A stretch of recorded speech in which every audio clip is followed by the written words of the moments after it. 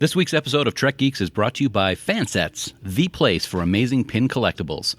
They have over 150 officially licensed Star Trek pins to choose from, with new pins coming out every month.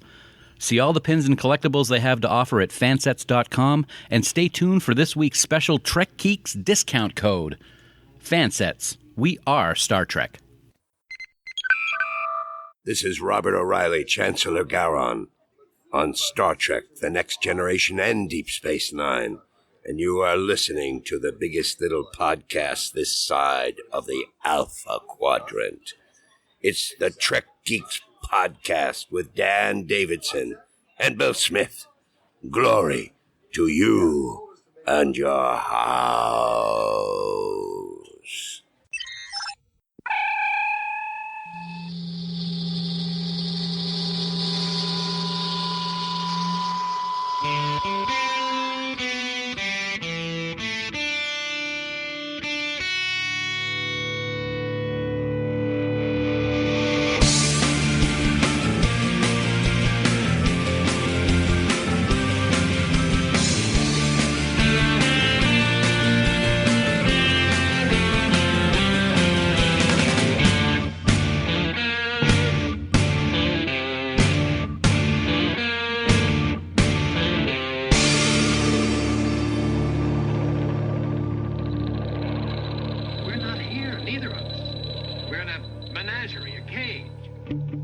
From Northeast TrekCon in Eastern New York, Albany to be specific.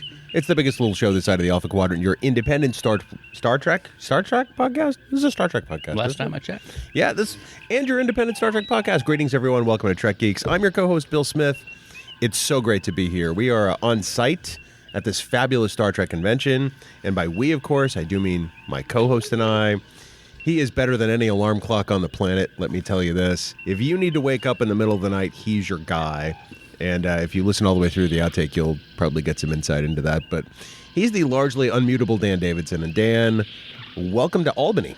It is great to be at Albany. My first visit ever to Albany, to be honest with you, Bill. Mine too. Excellent. All right. Well, we share something in common. That's wonderful. It's great to be here. We've had an awesome time here this weekend in Northeast TrekCon. Met some great people, and I'm looking forward to coming back here. I'm not going to lie. This has been a wonderful event. I'm so glad that they were thoughtful enough to invite us. Everybody here has been fantastic. The programming has been great. There's an entire science track in its own room with scientists and astronauts and all kinds of people talking about real world science, which has been amazing. I would never even attempt to say that because I would have not gotten it out right either. Half the stuff you said in the Fansets promo at the top of the show, I was amazed you were able to get out. It's because it's early, and yeah. but I will say, I'm very happy to be here today to talk about the topic that we're going to be talking about. Talking about the topic we're talking about. I like that. See, I didn't screw that up either. This is going to be awesome. Well, you didn't really screw it up, but you didn't really plan it that way either, did you? No, I didn't. No, as everybody knows who listens to the show and who are sports fans, the World Series is taking place right now. As we record, my beloved Boston Red Sox are one win away from another championship. So we thought it would be perfect to talk about Deep Space Nine's Take Me Out to the Holosuite today. Baseball-centric episode. A lot of great stuff to talk about, and it's the perfect setting here at Northeast TrekCon to talk about it. Yeah, it's funny because Max Kredenchik is here this weekend along with Garrett Wong and a whole bunch of other people. But Max, obviously, in Take Me Out to the Holosuite, plays a pivotal role in the episode. And you and he got to bond over baseball, which was fantastic. It was amazing. It was Friday afternoon. It had the con had not really picked up yet. It had just started, so people were at their tables, and Max was over there. So I went over with my Deep Space Nine poster that you guys... I knew it would happen eventually. Deep Space? Yes, and I went over there and got his autograph, and then was able to talk to him for almost 40 minutes one-on-one without interruption about a variety of things. He's a huge baseball fan. He actually was a great and is a great baseball player, and he used to he is a Mets fan, and he was actually at the World Series Game 6 between the Boston Red Sox and New York Mets in 1986 when that ball dribbled between Bill Buckner's legs. He was there. It gets by Buckner. Yeah, you can be quiet. Yeah. Yeah. Carter scores and the Mets win it. Blah, blah, blah. Yeah.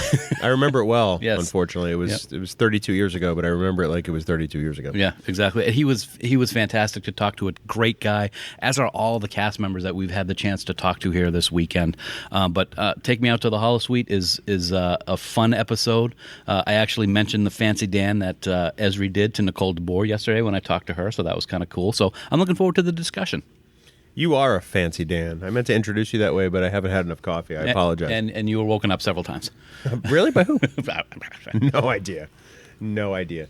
Dan, you may want to wake up other people and have them send us some comments, messages, concerns, haiku that they could recite in the middle of the night. Wow.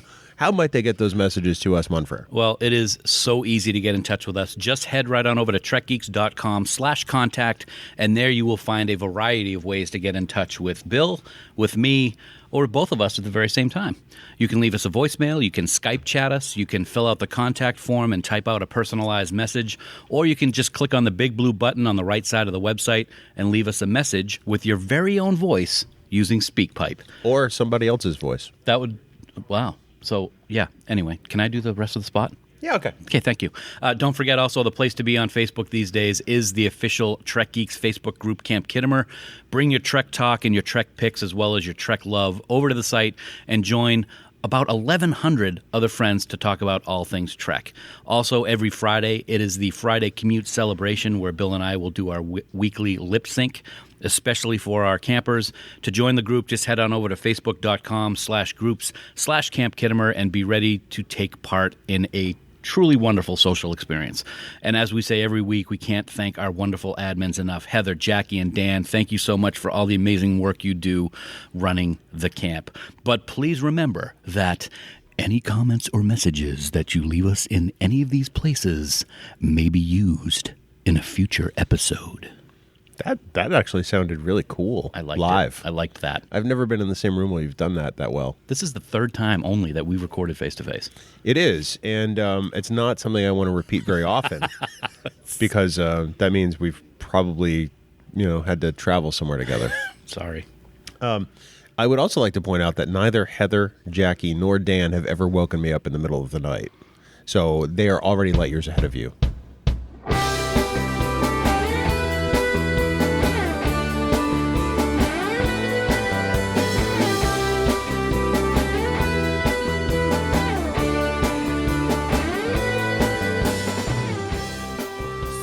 Dan, it's time for the news from TrekNews.net. No, No, sorry. Okay, let's start over again. No. Just start with the spanning the Alpha Quadrant. For all the news on all the Star Treks, yo. It's TrekNews.net. Online at TrekNews.net. And Dan, up first, we're going to talk a little Star Trek Discovery. And perhaps it's a little show you've heard of. What? Who? Yeah, Discovery. It's this thing on CBS All Access. Season 2's coming up, that kind of deal. Huh. Well, maybe this will remind you. There's a new pic of Chancellor Laurel and an answer as to why the Klingons were bald in Season 1 and not in Season 2. Right. Yes, now I do remember. We said many times that here at Trek Geeks and Discovering Trek that we trust the incredible writers over at Discovery. We like what they're doing. We love what they're doing.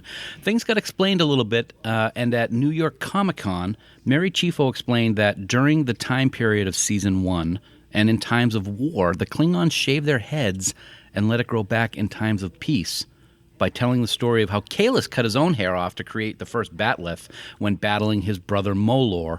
Because, Mary's not invested in Klingon lore or Star Trek at all, right? Not an ounce. Yeah. And it was great that I love the fact that she has that knowledge about the race that she plays on the show, and I think it's really great that she was taking the time to talk about that. It's really cool stuff, and there's a new pic. Or a new picture, I should say. Pic is my shorthand on my notes, so sorry. It's what all the kids say these days. That's true, yes. Chancellor Laurel, this picture was released at Destination Star Trek last weekend, and it shows a very strong-looking Laurel wearing an amazing gold dress with the unified Klingon emblem on her belt. This is going to be a great day, I'm telling you right now. Wait. Let's stop it. Unified Klingon album. Album. Is that like We Are the World? Very, very nice. Yeah. Now I forgot where I was, but the other thing that was cool is she had Klingon ridges that we're used to in Star Trek The Next Generation. She had a full head of hair, which was kind of amazing. And as Mary herself stated, Klingon cleavage, I got to say, Bill, with a K. Because we love that all so much. That was a direct quote of hers, so that was kind of cool. And I got to say, she looks glorious, really, really great. And I'm very interested to see where her storyline goes in season 2. I think it's going to be quite fascinating because she's got far more responsibility than she ever truly cared to have. Mm-hmm. And now the entire direction of all 24 Klingon houses, is in her hands. Yes. Her hands, which also hold a detonator. I'm just throwing that out there. Yes. So I think season 2 is going to be fantastic. It's setting up some great stuff, some very Star Trek stuff. It's a much different tone than the war in season 1. It's going to be interesting to see what happens. I do love what they have done with the progression of the Klingon look, and as we said, that explanation will be very interesting to see because they do look TNG-ish to me, contrary to some other people's opinions. We know there's some Canadians to whom they don't look very TNG, right? But as far as we're concerned, they do. So, Dan, moving on, we talked last week about the world premiere of the Deep Space Nine documentary, What We Left Behind. Yes. And there are some small bits of news trickling out about it. We don't want to give away any spoilers, but there is one thing that stood out regarding what we can expect to see in the doc. I cannot wait for. I can't wait for this doc. It's going to be truly amazing, and people that we've talked to said it's absolutely wonderful. And as many people know, the documentary is going to tackle what Season 8 would have been like had they continued with the series. And in this theatrical season, which we have a theoretical season, I did it again, the theoretical season. It's very theatrical. It's a theatrical, theoretical season. We don't have any details about what this is going to be about, mind you, I should say. We don't know what it is. But one thing that was released at Destination Star Trek last weekend was a new starship for this Season 8. It's designed by John Eves, whose work is just amazeballs. And this new ship boasts 4 warp nacelles. It's super sleek and has some really nice Enterprise E and Enterprise NX-01 elements to it. It's named the USS Emmett Till, named after the young African-American that was lynched in Mississippi back in 1955 and whose death and attackers' acquittals became a rallying cry for the civil rights movement. So that's very, very cool. And what also is very cool is that Eagle Moss has announced that they will be releasing a physical version of this ship to add to your and my collection. That's really the key thing there. We're going to be able to own this ship, and that's really the cool news. I love the fact that they've given the ship the name it has. I think that's very important. Yep. I want to go back to something you said about the ship, and you said it was, quote, amazeballs, end quote. I'm a little concerned that you've become a 17-year-old. As we found out this weekend at Northeast TrekCon, we have young listeners now, Bill. We may always have had young listeners, and I'm just trying to fit in. I'm like Hermie the elf. Well, there's so many directions I can take that. None of them fit for this podcast. But let's talk about that for a second. It's not part of news, but let's tangent for a minute. So the first day we were here on site in Albany, I was away from the table, and you said, hey, you need to get back here because we have a visitor. And so why don't you set up the rest of that story, Sure. And then we'll come in and we'll talk about what came of it. Okay. So, we're finishing setting up our table, and Bill had stepped away, like he said. And this gentleman comes over with this young girl, and they introduce themselves, and we shake hands, and the father says, okay, go ahead, show. And she had drawn fan art for Trek Geeks. Seriously. Yeah, no, she came over with the drawing that she had done on the way to the con in the car. Yep, she started listening to Trek Geeks on the way up. They listened to last week's episode, Bride of Chaotica. She's a huge Voyager fan. First of all, her name is Emily. She's just the most wonderful person in the world. And she was just excited to meet us, and she wanted to give us this picture. It was a picture. She drew our logo and signed it and said it was for Bill and Dan and gave it to us. And we were both speechless. literally speechless. Still kind of am. Yeah. Yeah. It's in really, a great way. It's really amazing. So we hung it up behind us all weekend long here at the con. We're going to frame that. And Bill, as you are the creator of the Trek Geeks podcast, I want you to proudly display that in your office at home.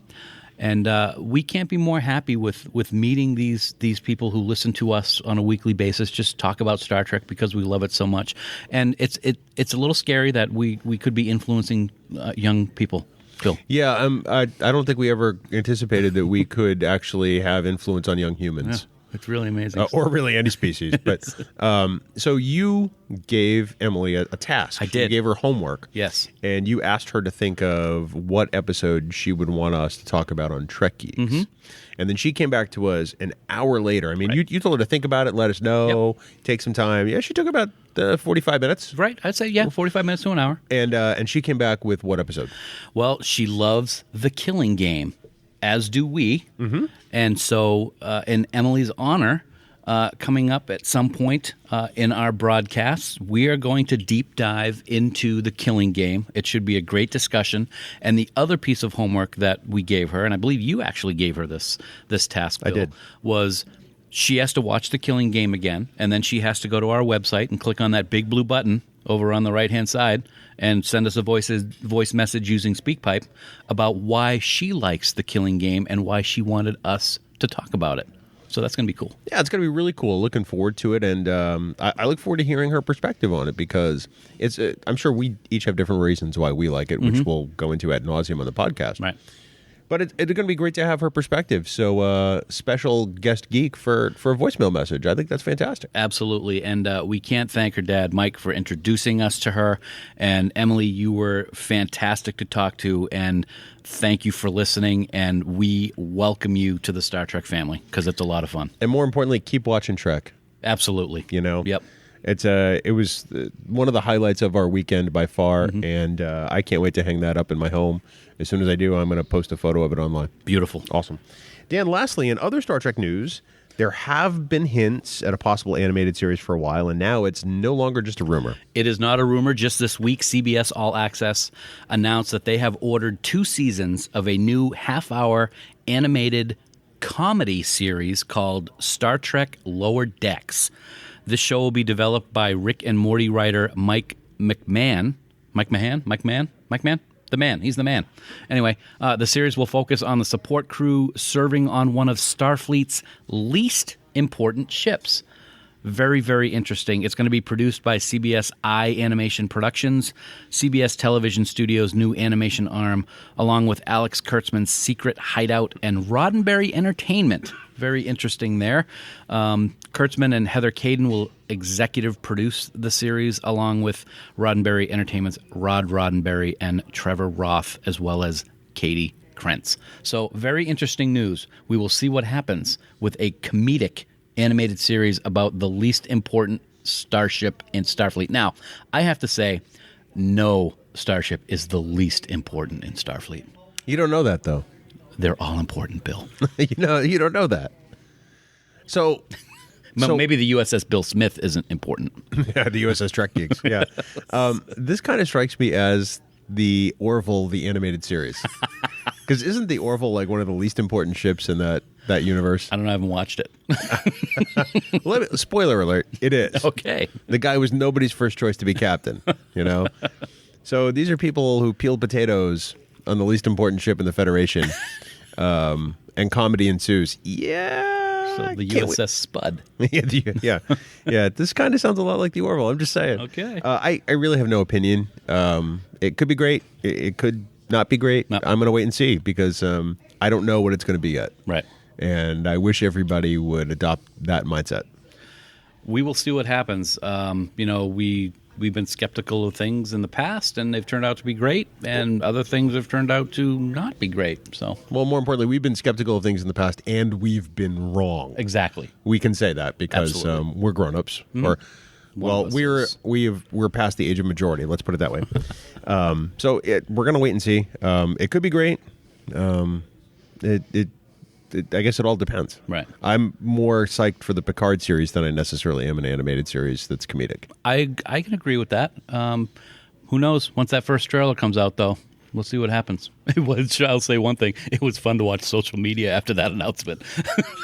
It's like the collective heads of people were exploding. Comedy? What do you mean? What do you mean comedy? There's no comedy in Star Trek. And then I just took the opportunity to tweet out a photo from The Trouble with Tribbles. Very nice. I wanted to poke the bear a little bit. A little bit. Yeah. It's okay. So, coming to an all access near you, or mostly all access. If you're going to pay the $6. If you're going to pay the $6, yeah.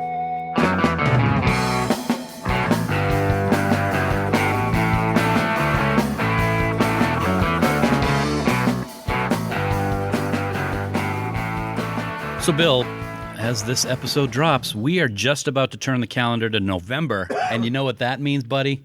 That means new Fansets pins. What? That's funny. I expected somewhat more animated of a cheer for that, kind of like you do in the middle of the night during baseball. It absolutely does mean that, Dan. I mean, as you know, Fansets is proud to release 2 pins a month, and for November 2018, it is an all-starship release, which I think is really exciting. First up, on November 1st, we're headed back to Enterprise Season 3 for the Xindi Aquatic Starship. I think that's going to be really exciting. I don't think the Aquatics have gotten the respect they deserve from the other Xindi species, and honestly, I, for one, that Fansets has stood up to recognize this special group of water breathers. Unlike you, who is a mouth breather. All right, seriously, but later on November 15th, the Kelvin Timeline Enterprise will be available to add to your Fansets collection. And Dan, I can pretty much guarantee you that this will be the model from before the events of Star Trek Beyond. Really? Yeah, I said that's how I always say the name.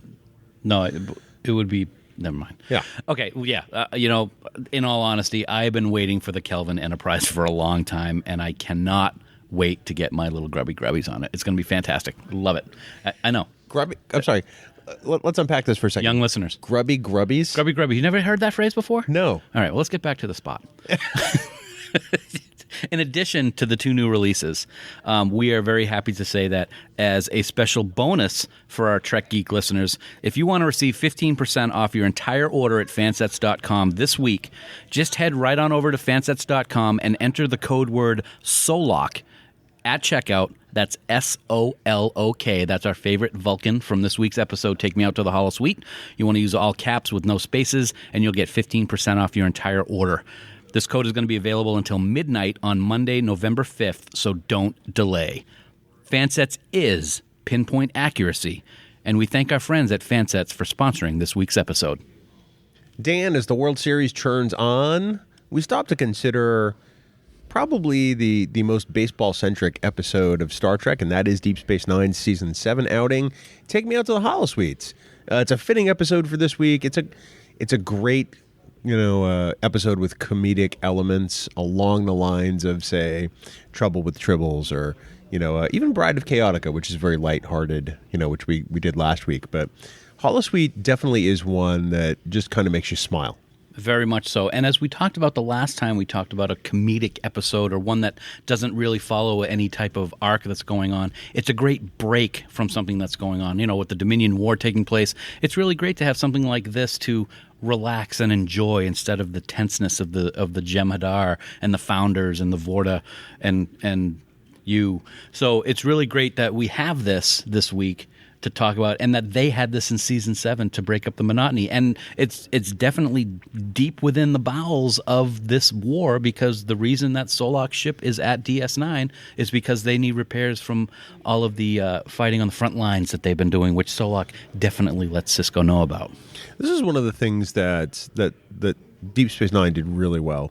They injected standalone episodes into the middle of this Dominion War arc to not make it all war all the time. And I think that was really important in architecting Season 7. Mm-hmm. You have an episode that you don't need to know anything about. In fact, you could not know about the Dominion or the war at all, and this episode works perfectly. You can pluck it out and see it outside of the arc of the other stories, and it still makes sense, which I think is the best part about this. It's really great. The writers do a great job of being able to take you out of that atmosphere for a period of time, but then they put you right back into it.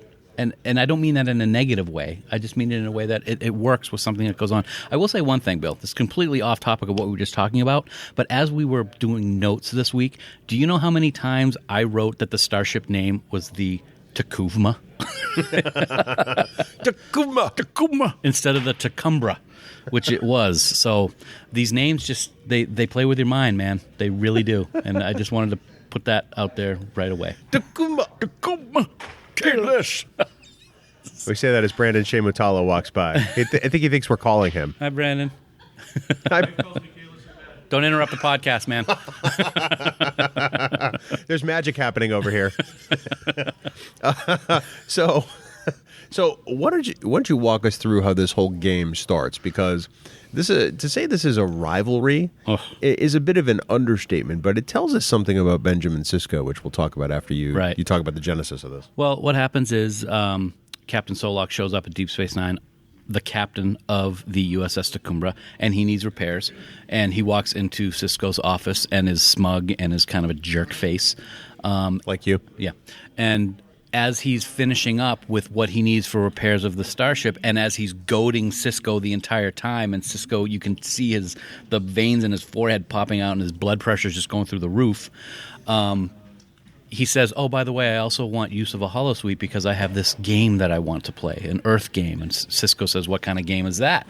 And then all of a sudden he calls everybody into the wardroom to say that they're going to be taking on the Vulcans in a game of baseball, which is Sisko's passion. And he is completely obsessed with beating the Vulcans in this game because he don't like Solok, yo. Did you just drop a yo? Young audience.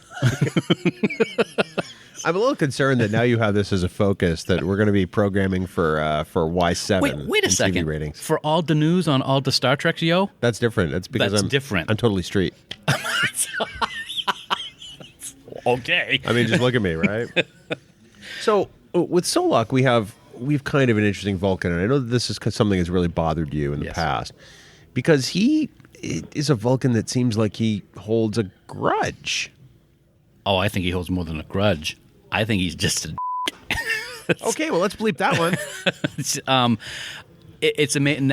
Now that we have gone through all of the shows, we've gone through Deep Space Nine and Enterprise, we didn't know this at the time, but Solok is a perfect example of the issues that I have with the Vulcans in Enterprise, even though they're 100 years in the past, different. They may not have, have the logic as much in their vein, so to speak, as they do in Next Generation and Deep Space Nine times. But I really did not like the way that they portrayed the Vulcans in this episode. We hadn't seen the Enterprise Vulcans yet. So this was like, this is not a Vulcan. This is a guy who's bragging about his second medal for the Christopher Pike Award that he received. And he's got a superiority complex and he's insulting. And I found it very odd to see something like this. We know that Vulcans, they're straight. They don't, Spock. We know what Vulcans are like. This was very un-Vulcan-like to me. I'm not sure what you thought about it. I think there are two different levels of obsession here. And I think they are outright obsessions. I mean, there's Benjamin Sisko's obsession, which I think is probably the truest painting of what he really is obsessed about. We've talked about other episodes, especially during the Eddington arc, where he seemed to be obsessed with Eddington. And I think he was more obsessed with justice and defending the Starfleet uniform. But it was all tactical. Mm-hmm. There was a purpose for what Sisko was doing. That's not true with baseball. He just has baseball in his heart, and it's his passion. And this is the thing he probably truly obsesses over. Kind of like the way we obsess about Star Trek. Yes. And he's got that going for him in this episode. But Solok, I think, is obsessed with Sisko.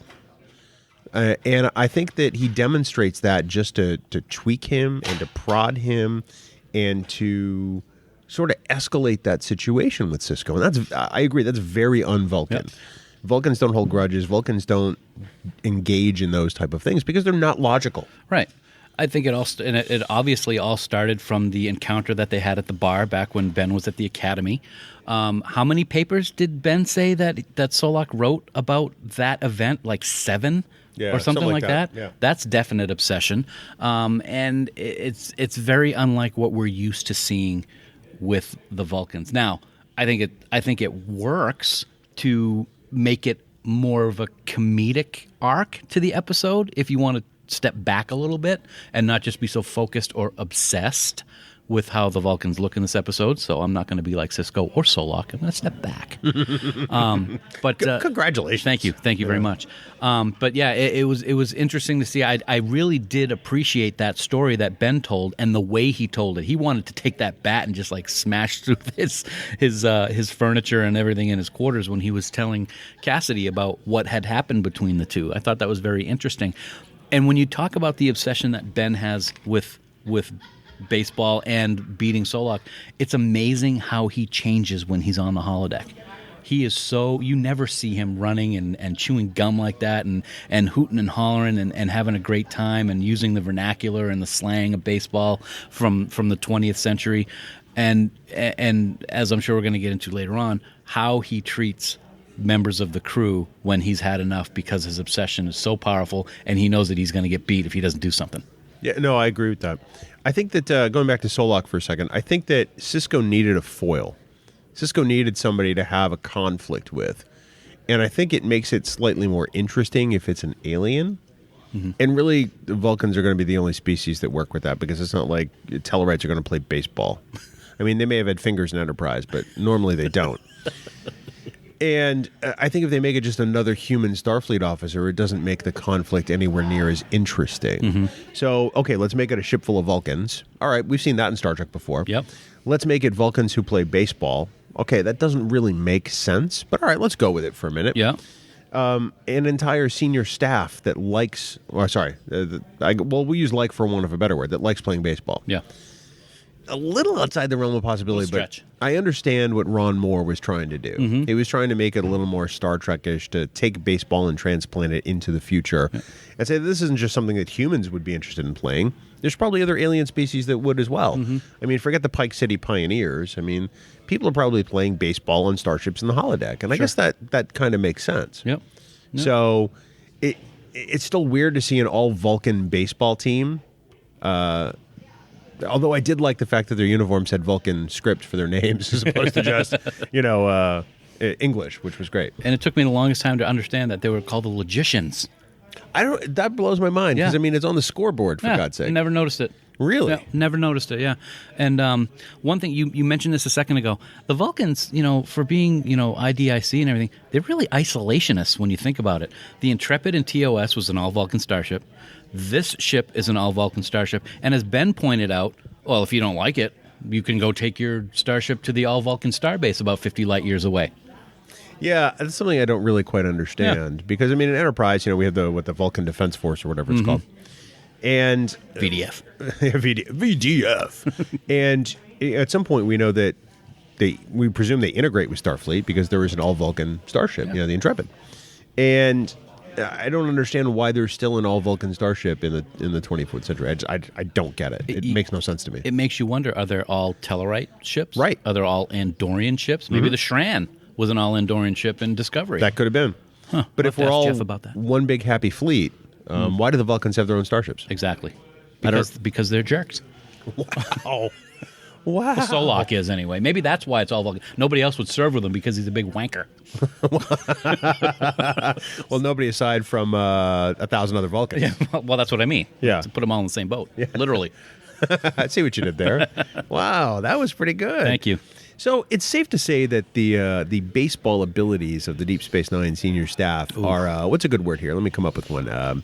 Non-existent? Awful? Okay, yeah, that's good. Yeah. So Sisko actually thinks that he's going to train up these 9 individuals in the course of 2 weeks to play a bunch of Vulcans who are not only stronger but faster. Yeah. Certainly better hand-eye coordination, as is evidenced in later on in the first inning of the game, when it's one hit, one pitch for every batter. Right. But is Sisko out of his mind? Obsession. We saw it with Kirk. Well, we know he's obsessed, but is he even grounded in reality on this? Not at all. No. Not at all. But I think it's something that we have to give a pass in this episode, too, because this episode is made to be a fun episode. So what can you say? I'm not gonna diss it on that, but No, certainly I'm not either. But it's the kind of thing that makes you take a step back and go, really, Ben? Yeah, I mean, I'll definitely give it a 3. It's not like Threat Gangly or something like that we don't know what it's all about. But and that's a story for another time. But who would in their right mind think that you taking a bunch of people with only one of the team knows anything about the game, and that's his son?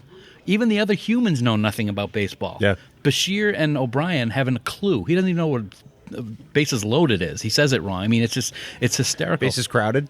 Bases crowded, and then 2 Ferengi and 2 Bajorans and a Klingon who just wants to kill everybody on the field anyway. So yeah, it was he was a little out of his tree. Death to the opposition. We will destroy them. So let's talk about Worf. So Sisko is going through what they have going for them, and he says, "In our secret weapon, Worf." What exactly was Worf the secret weapon of? He's a great first baseman. Because the only thing he was hitting with that bat was lots of air. Did we even see him? That's right. We didn't. He struck see out. Him. He never touched the ball. He struck out. He's like the Dodgers. Wow. Oh, ouch. Let's try to keep this in the 24th century, shall we? I'm not exactly sure what Worf was the secret weapon of, but I have to say the Bajorans played better than the Klingon ever would. I know exactly why he said that. Why? Because Sisko was obsessed with this, and he sees a big, giant Klingon and thinks that he's just going to hit the ball 800 feet, regardless of his skill. That's the obsession, and that's the not thinking logically. I hadn't considered that. Mm-hmm.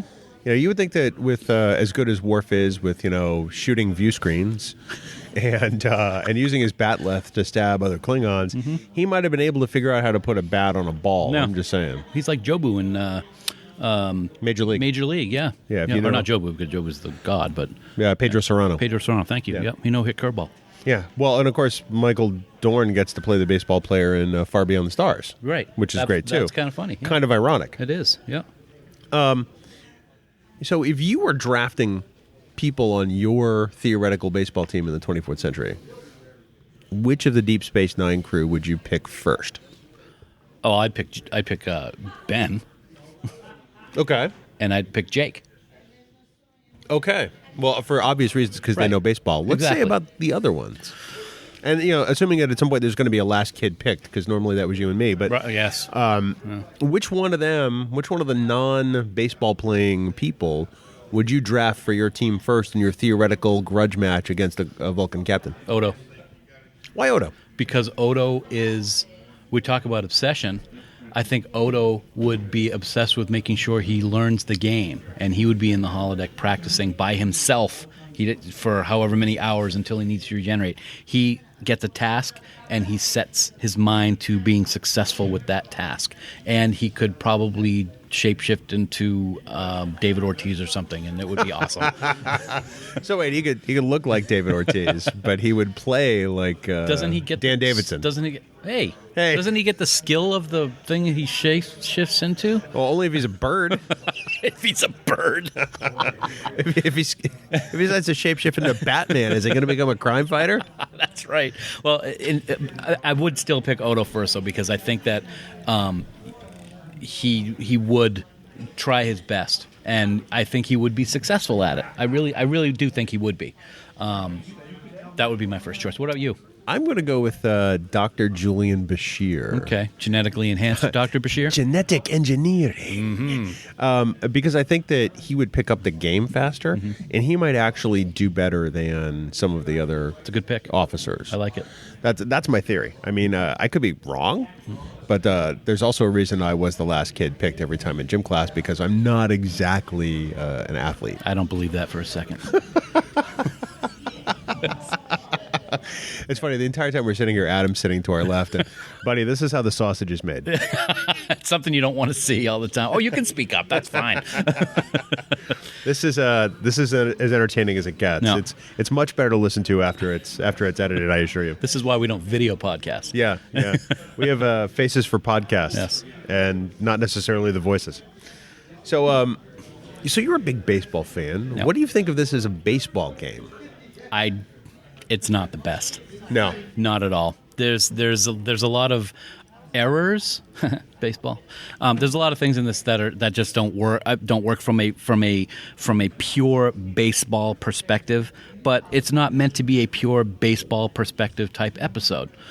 So again, I'll give it a pass because it's the entertainment factor of this, which is important. But from baseball, there's a lot of things that just don't work for me. The first of which being the whole scene with the Vulcan who didn't touch home plate. I was just going to go into that because in the rules of baseball, as soon as he didn't touch home plate and he left the field of play, you're out. He would be out. Yep. I mean, I understand that it adds a comedic element for Nog to go through the dugout, tagging each one, going, "Was it this one? Yeah. Was it this one?" I mean, that's funny. Right. But I mean, if we're going to play the rules of the game, Odo, who is, as the most fair arbiter there is, and has apparently memorized the rule book because he knows exactly which rule and sub-rule it is to eject Sisko from the game. Yes. You think he would know that the Vulcan who didn't touch the bag was out? Right. And there's a couple of things that happened during this game that are similar to that, but not as egregious in terms of getting the rules wrong while they're doing the film of the episode. But I will say, I have to say, now it would be an error. Back when they filmed it, it wouldn't. The takeout at second base, the slide. Yeah, that was not called interference.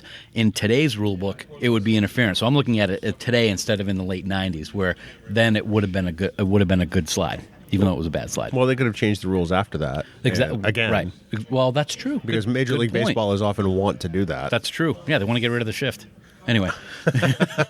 It's more sports ball from Trek Geeks. So let's talk about Sisko. Because Sisko does not put on his best face here. No. Throughout this entire episode. He commits his staff to doing this. And then, I mean, you referred to the Vulcan captain with a certain adjective earlier, and Sisko is no less a jerk than the Vulcan captain when it comes to Rom. Oh gosh, yeah, he is a complete bleeper.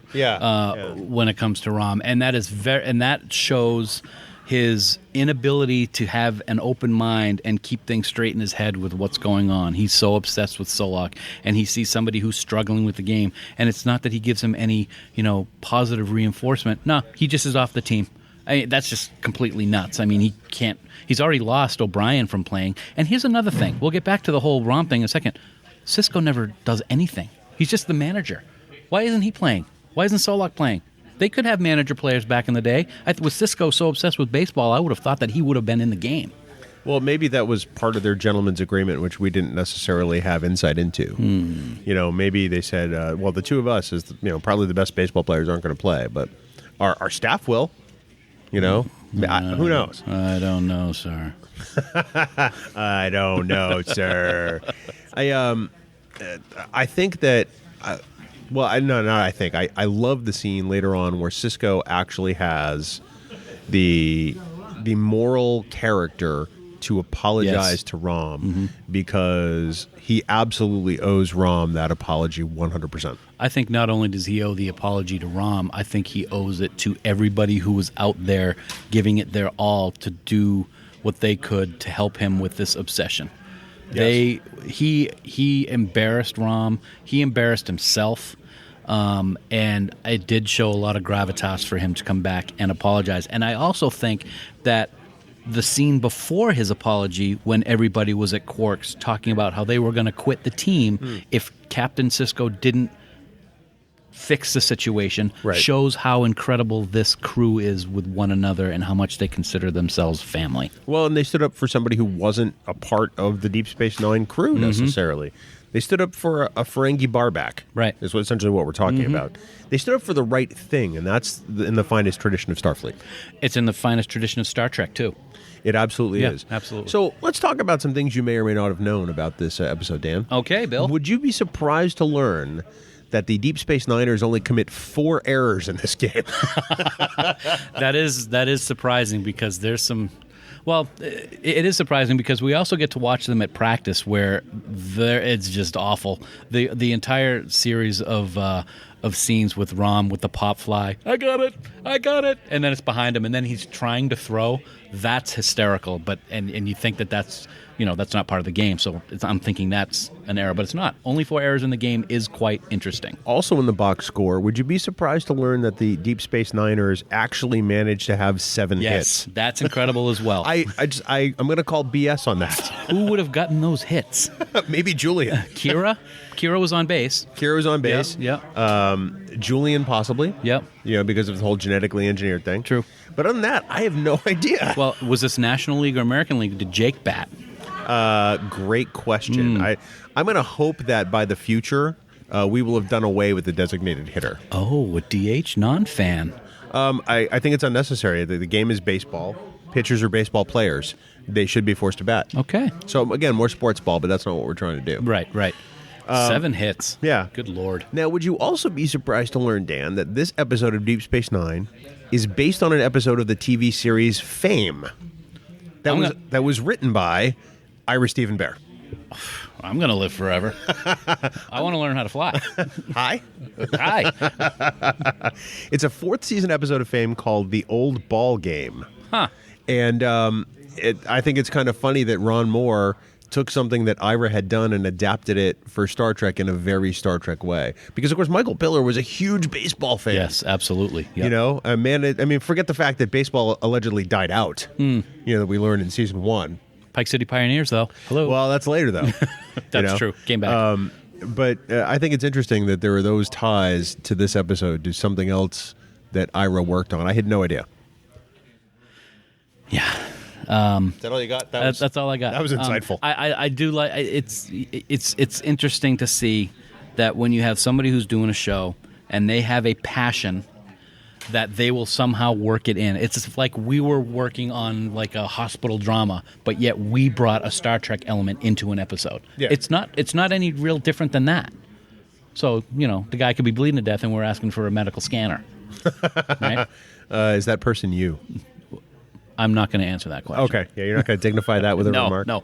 Let me ask you this. Yeah. You're giving me some interesting trivia. Yeah. Did you know, well, actually you may know because I think we talked about it in the outtake, that Max Grudenchik was actually the best baseball player in real life with the people that were involved in this episode, yet had to play the worst player in the episode. I did not know that until we started doing our homework for this episode, honestly.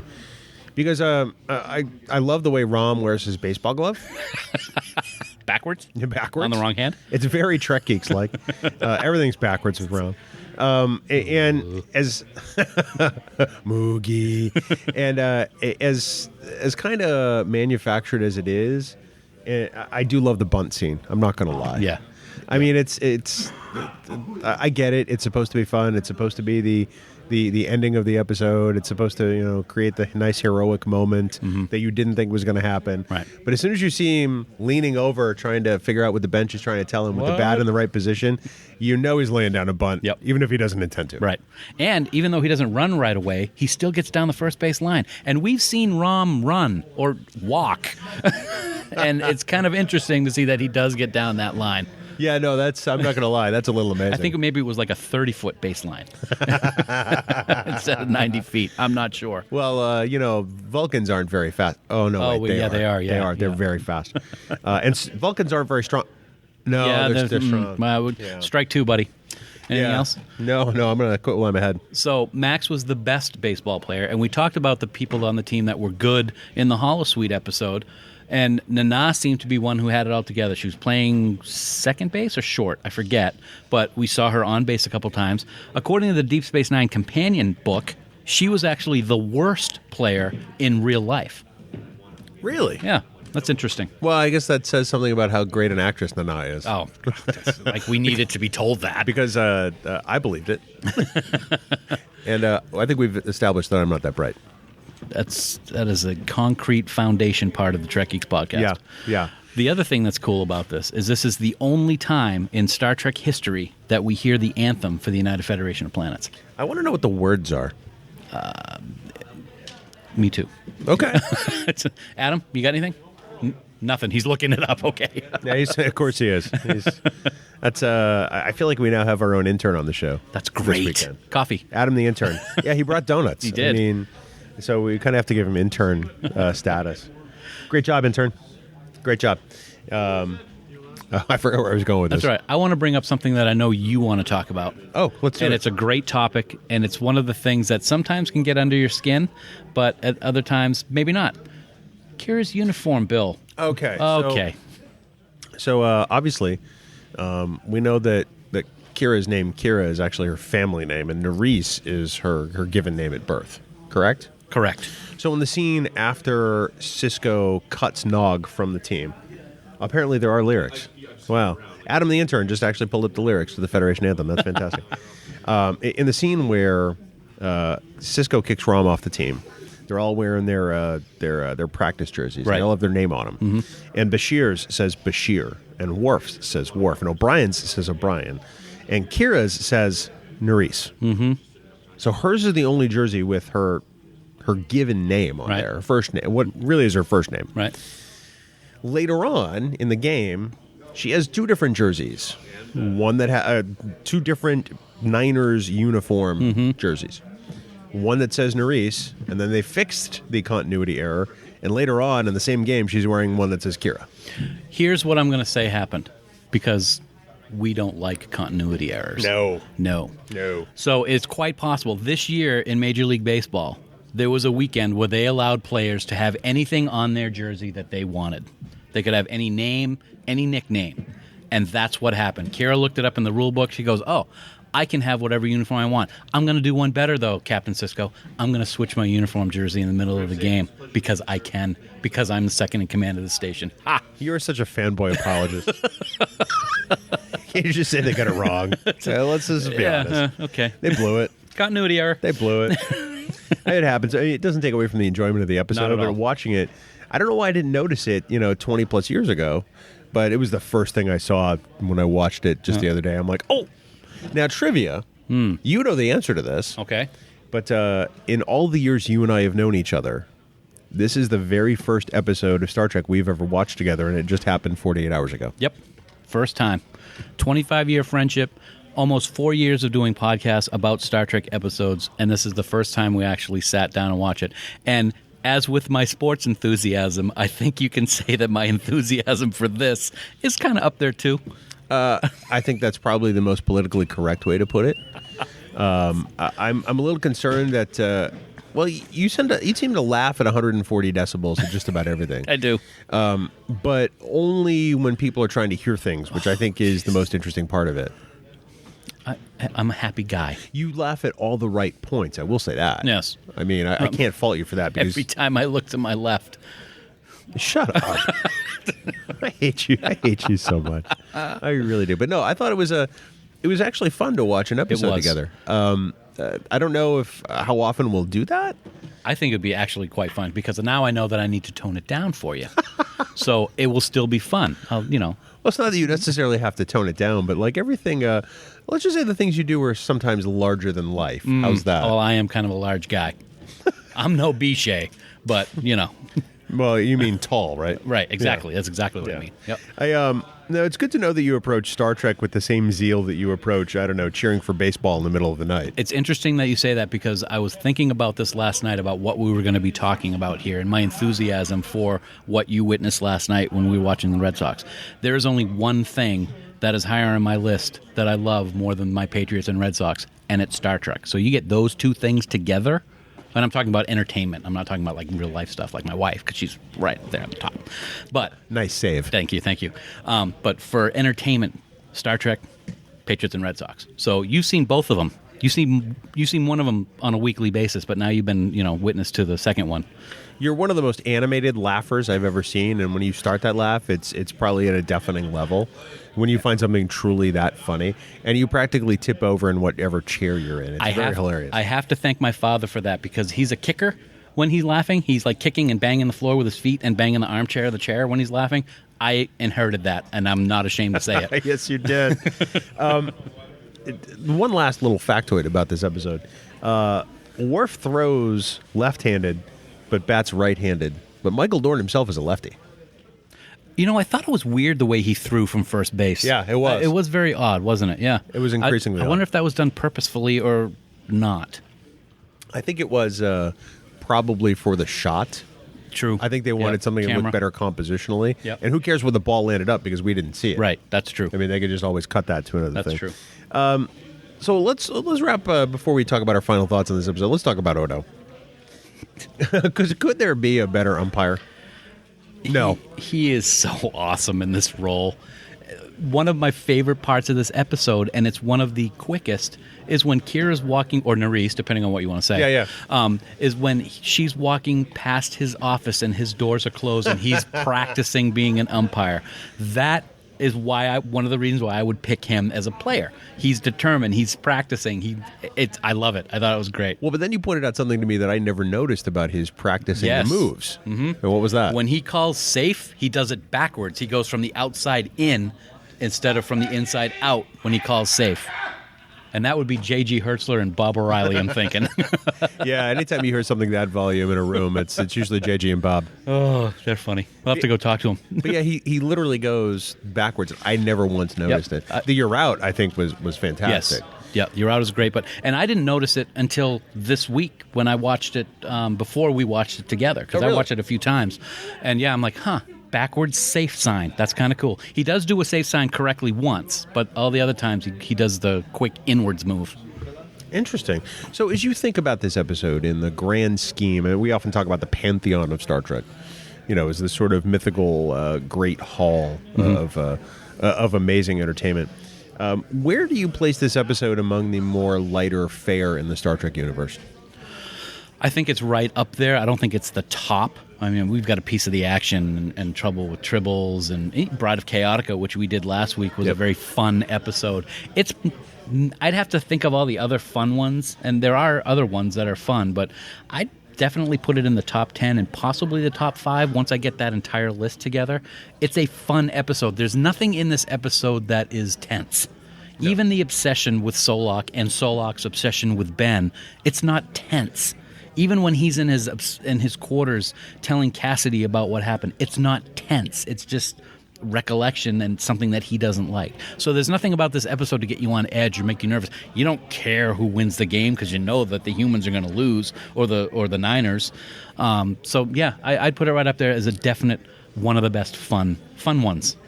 I'm going to go out there on a limb and say I actually enjoy this episode more than I do a piece of the action or the Trouble with Tribbles, which are usually held up as, the, comedic or lightest episodes of Trek, the best ones. For me, this one I think resonates more with me. The soundtrack is fantastic. It is. Oh yeah, it's like watching some old timey baseball. It evokes those feelings of nostalgia and of learning the game for the first time. Right. Because the cast is, or the characters are learning the game for the first time. And for me, it works on every level. Right. It's one that I can watch over and over again and still smile every single time at the same exact spots. The laugh lines are still 100% funny now, 2 decades later. Right. It's just, it works on every level, and it just makes you feel good, which, a lighter episode of Star Trek should do. Let me ask you this then. Yeah. Do you think it works as much as it does for people who are not baseball fans? That's a great question. I never considered it in that aspect before. I'd like to think it would, because knowledge of baseball isn't fundamental to the episode. Okay. Because the characters don't understand baseball. Right. In fact, I think they do a really good job of taking some of those greater concepts in baseball and playing on the confusion. Okay. And making it, humorous point. Right. Like in the beginning, the very top of the episode when they're going through the episode credits, where Nana is reading the infield fly rule as Kira. Yep. It's actually a really funny scene because there's no baseball fan on the planet that can understand What's the a bunt? Infield fly rule.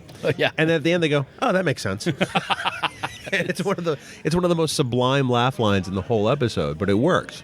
One that doesn't work for me, does but doesn't, is when O'Brien doesn't even know where first base is.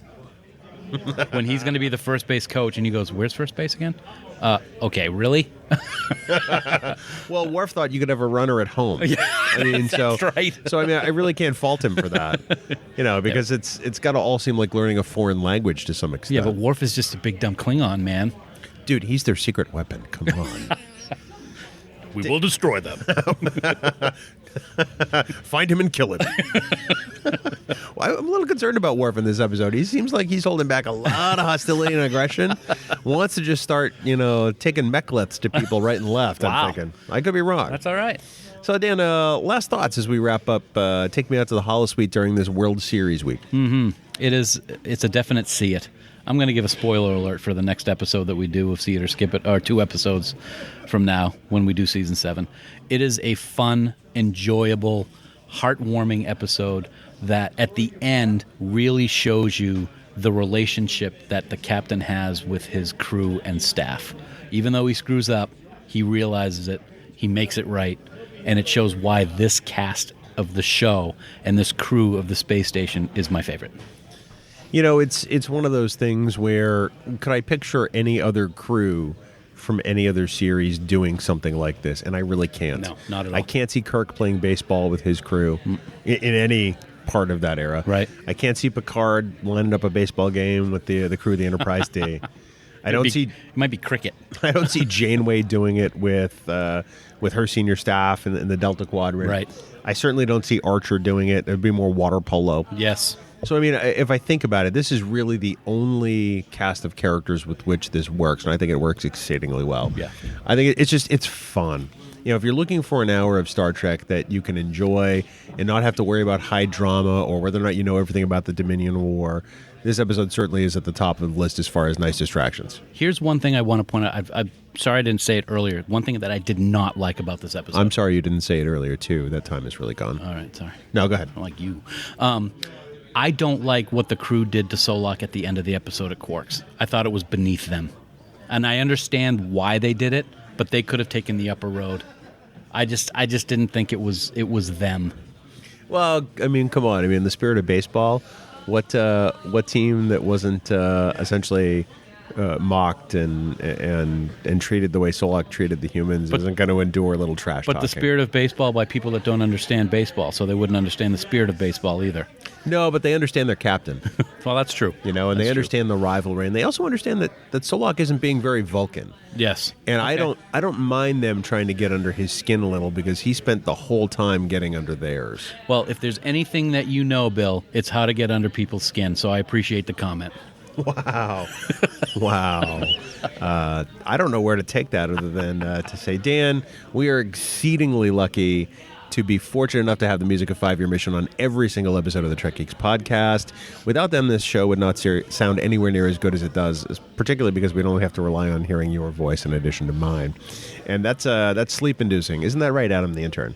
So He agrees. I thought he was sleeping. Yeah, I know, right? I thought he was out cold. Maybe you should have woken him up. Like I see what yeah, you did there. Yeah. yeah. Okay. Thanks. We have to thank 5-Year Mission. We are so grateful to them every single week. Want everyone to head out to 5yearmission.net. Download all their albums. Their music is truly fantastic. You're going to become a big fan, just like Dan has, just like Adam the Sleepy Intern has, just like I am. And you're going to want to download all their stuff. So that's 5yearmission.net. Go get yourself some tunes. And when you go get yourself some tunes, you can remember all the great episodes that I found in the hidden archives, like the one I'm going to talk about today. I can hardly wait. I'm sure you can't. The weapons in this episode were epic, just in itself. The Lirpa, the Anvoon, and the drumsticks. 3 deadly weapons, Bill. They were all used to a battle to the death to win the love of one special Vulcan woman. When Ponfark comes a-calling, you better bring your A-game. And they brought their A-game. And the episode, of course, I'm talking about is A Fark Time. It is a TOS classic. I love it. Kill Fark. That's not what we came to Vulcan for, is it?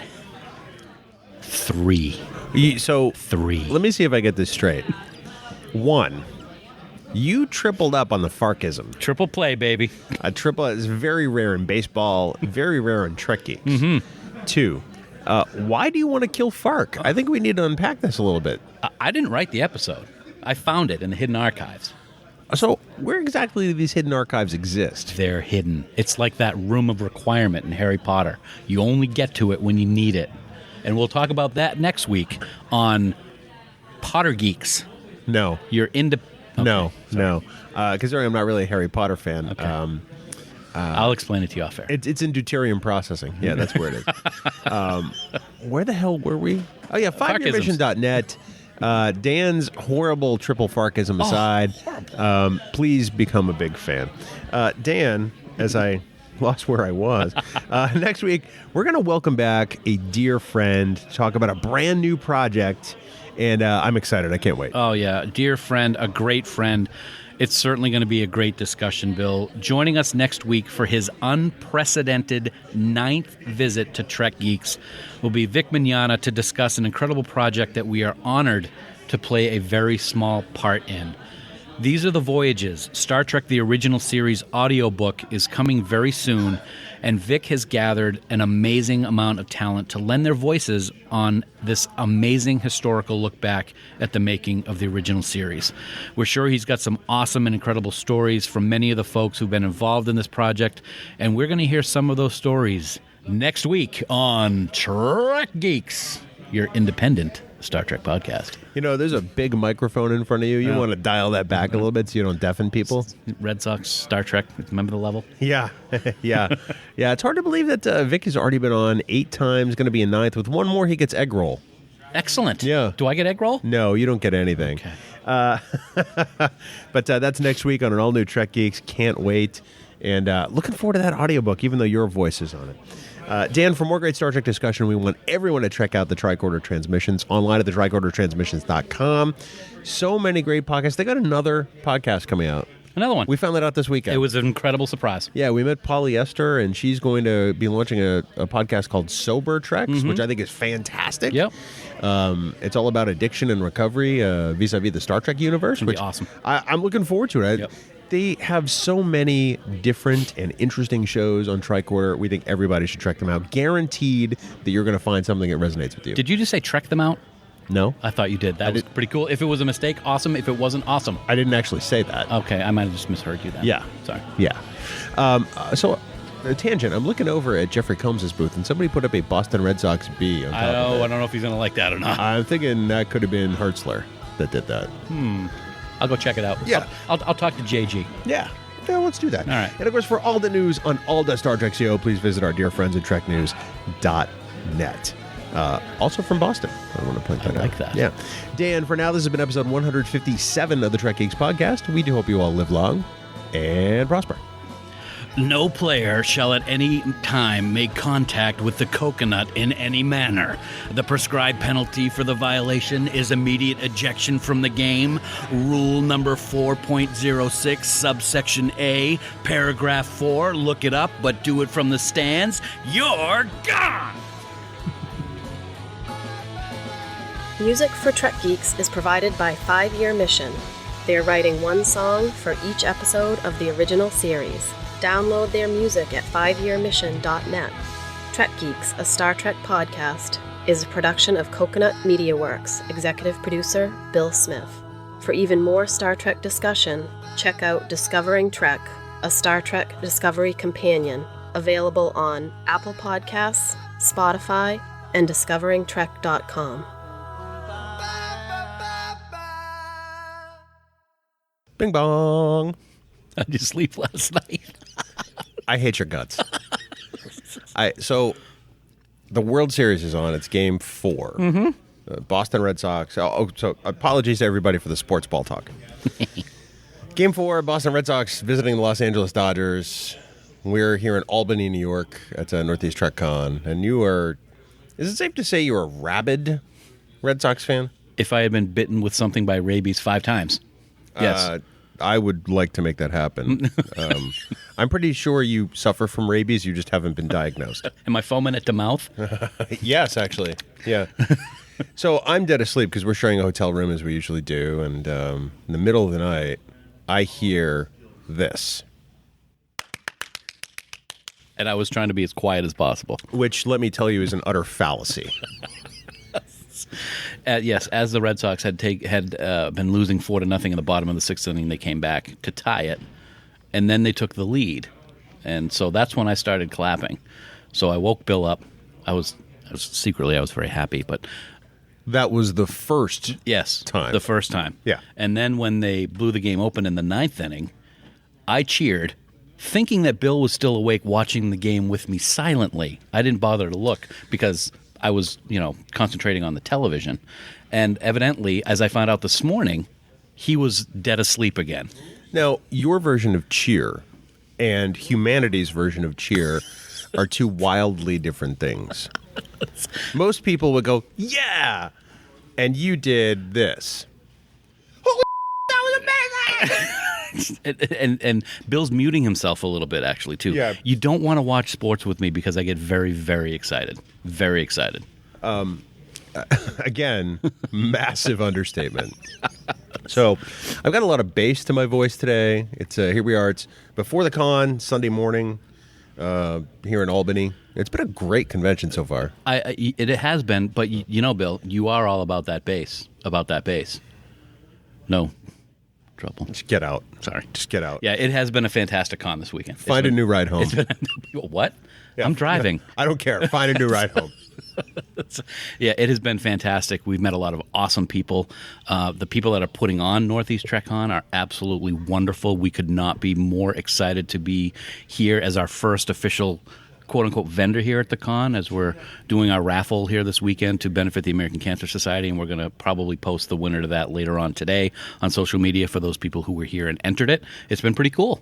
And it makes me look forward to the next time that we do this together. Hopefully it won't be during playoff time, buddy.